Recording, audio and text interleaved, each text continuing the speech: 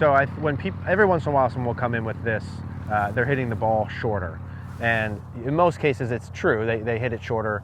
A couple of things I notice up front. One, the amount they hit shorter is often exaggerated. So someone will come in and like, oh my God, I'm hitting it 20 or 30 yards shorter than normal. And usually it's not 20 or 30 yards shorter than normal. Or maybe 1 or 2 shots were 20 or 30 yards. But that's, for you to hit the ball 20 yards shorter with every club across the board is a little bit ridiculous. But certainly if that were to come up, there's a couple, you have to look at what variables control how far the ball goes. So we're talking about club head speed, we're talking about dynamic loft, and contact would be 3 just kind of quick, simple. There's more to it than that, but if I wanted to figure that out, I'd look at club head speed, dynamic loft, and then just general contact. So the first thing would be when you go day to day or week to week, for your club head speed to change enough that you would hit it 20 to 30 yards shorter is, I think, next to impossible. So we can kind of wipe that one off. So it's contact and then it's dynamic loft. Those can go together compression-wise, but if you're hitting it 20 yards shorter, your contact's probably worse. You're probably not hitting it better, but it's going 20 yards shorter. So then that would be the first one. Why is that happening? And then whatever technique thing gets you to that. But usually, really, if I was going to hone in, most often it's a dynamic loft thing. So how much loft you have at impact of the club, and then the pieces that go along with that. So that would be the one that I'm always leaning towards in the beginning. Assuming the club head speed's about the same, why is the dynamic loft a lot more? So you're adding loft to the club in some way, shape, or form. And then, so why is it happening? What would you do to change it? So I would look for dynamic loft. What can I do to lower the loft of my club? If I have the same club head speed on swing 1 and swing 2, but swing 2 has less dynamic loft, all else equal, that ball goes farther. Okay. So with the irons in particular, if the ball's not going as far, right, and we're going to assume that your club head speed is about the same. I'm going to assume you haven't like lost speed. The biggest variable that we talked about this before is dynamic loft. Right. So, which would explain part of both of the balls going to the right, and then if they're going shorter. No doubt before. Now, I didn't track your distances in the beginning when we first started, so I don't know where they come from, but for the ball to go 20 yards shorter, right, your club head speed would have to be so drastically different. Yeah. If that was the culprit, it would have to be ridiculous. The only thing that would put is the dynamic loft. Yeah, so that's a like wrist angles thing, like we've talked about, stuff like that. I don't see things you're doing now that would cause a 20-yard shortage in irons. Doesn't mean it didn't happen, it did, right? So like, why would that happen when you go play? It's frustrating. No, absolutely. But when you go, if that's happening, you need to look at dynamic loft. Okay. And have different ways to be able to solve that problem, right? Whether that be wrist angles during the backswing, whether that be handle location, whatever that motion is. Aspects. Yeah, but this is golf though too. Of like, it can be very little off and it looks way worse than what it is. Mm-hmm. You know what I mean? I think you have to know that you're at the point now where when it goes off, it's probably not like a super big thing now anymore. Mm-hmm. Probably like a pretty little thing. Yeah. And have to be able to pick it out. Yeah. And if your distance is that far off, it's a dynamic loft thing. So let's do 2 things. One, let's neutralize your takeaway piece a little bit, just to get that going. Like add that into our block. I think your swing direction stuff looks good, but not so much like the overrun. Like you wouldn't be going over that thing enough. But your downswing stuff looks fine. Doing it. Yeah. Okay. So I want to neutralize our backswing a little bit, and then, but before we do that, we need to talk about your downswing. I don't know if I know we changed my grip, but I feel like I'm very palmy instead of in the fingers. The fingers. Yeah. So show me where you normally go. Man. Okay. Take your normal setup there. That's how I've been doing it. If that feels more, show me what feels in the fingers.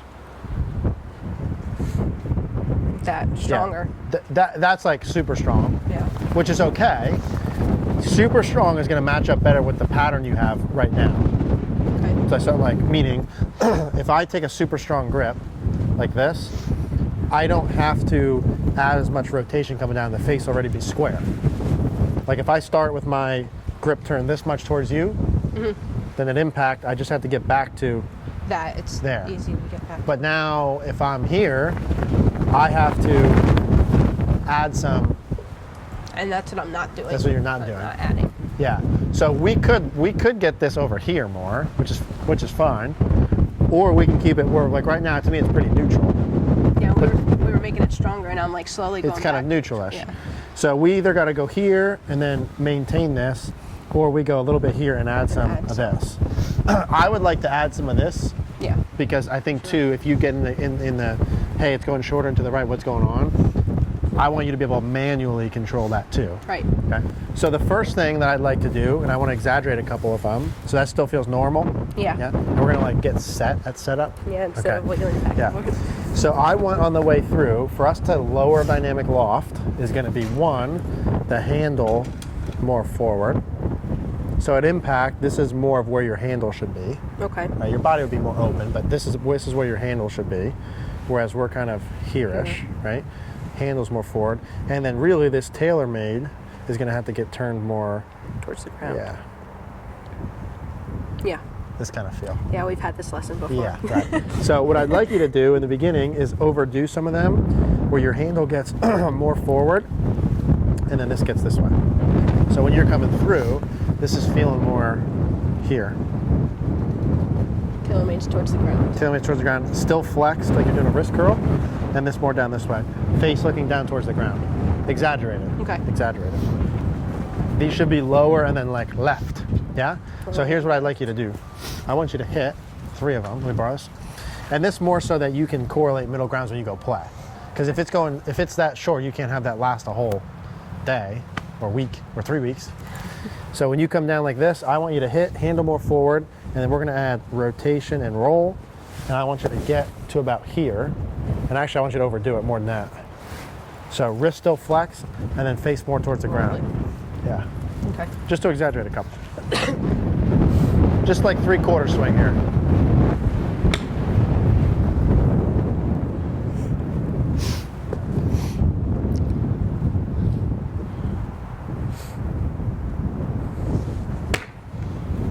Yeah. Good. Again. And this would be like if we have the hanger type of thing in, right? That you would maintain that pressure the whole entire time, even on the way through. Exaggerated. Take your time. Set. Okay. Good. Beautiful. That's about what that should look like. Lower and left. Why? Now, let's say you're doing this, and the ball's not going far enough to the left. The one thing you know to be true is that your club face It's open. is not closed enough. Okay? So if you were going to close it more, little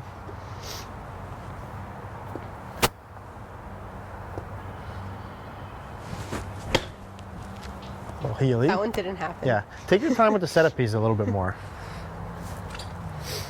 Go ahead and get set, kind of hang for a second. Let's go ahead. Same thing. Go ahead in there, get comfortable. Be okay. Okay. Cool, so this is here. Here's their middle of the club face. Okay? Okay. So give me this here on the way through. Okay? Okay. Exaggerated flexion here. Okay. Okay. Middle of the feet. Good. No, go back where you were. All right, when I'm saying middle of the feet, all I'm saying is this. Sometimes when you're going down like this, remember how we saw this going on in your setup? Sometimes when you go and you kind of get this and then you go from very far forward on your toes, I just want your weight to be like in the middle here as we Middle go. of the feet. That's Okay, you got it. Yeah. Yeah, okay, good. And then hit that follow through. Okay, same thing. No flexion. Middle of the feet, yeah, too far forward. Yep, right there. Really exaggerate the flexion on the way through. Yeah, good. Because you're not gonna overdo that. Right. You know what I'm saying? If you do a couple in the beginning where you really go too far down this way, you're gonna hit a couple, and that would be great. That would be great. Listen, I played competitive golf for like 10 years, and there was a lot of times where I had to quick fix in a tournament when I played, as I worked on the mechanical staff. So it's, you know what I'm saying? Yeah. Like what I need to know equally as much as let's get your baseline mechanics good, is that when it goes off, you can get back to normal pretty quickly. Right? And if the balls are going short and right, that's too much loft, I need you to fix that. This is only one way to do it. Right? You could add the flex and more going back. You can do it coming down. You could whatever. But you can't keep doing the same thing and have it go short and right. Right. Whether you tilt, up, down, whatever. The loft, the dynamic loft is the end goal with that. That's what, ooh, I almost got blown off my feet. That's what needs to change. Right. You with me on that? I'm with you on that one. So even into a full swing, if I was to feel some of that same thing in my full swing, whether you flex it more going this way or flex it more coming back this way. Yeah? Yeah. Can I see, let's go full swing with the same feels? Yep. Big flex on the way through. Same thing, one more. I don't care how you hit these, Mary. I need just that piece first.